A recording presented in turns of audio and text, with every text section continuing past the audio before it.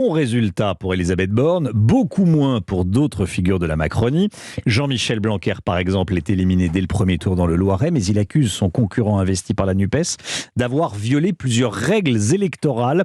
L'ex-ministre de l'Éducation annonce même vouloir entamer un recours juridique.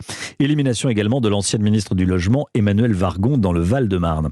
Bonjour Jacques Serret. Bonjour.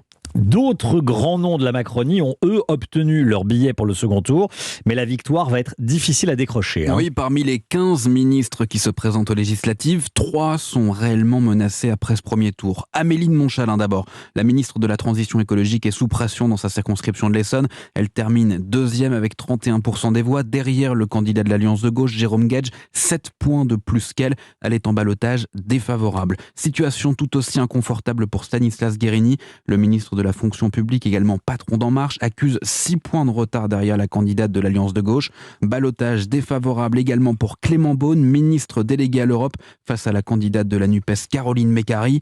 Lui n'est pas ministre, mais c'est une figure de la Macronie, patron du groupe des députés marcheurs à l'Assemblée. Christophe Castaner n'est pas assuré de l'emporter. Il est arrivé en tête dans sa circonscription des Alpes de Haute-Provence, mais il ne devance que très légèrement le candidat de l'Alliance de gauche.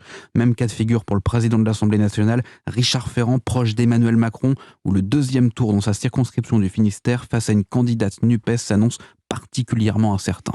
Merci beaucoup Jacques Serret. Quels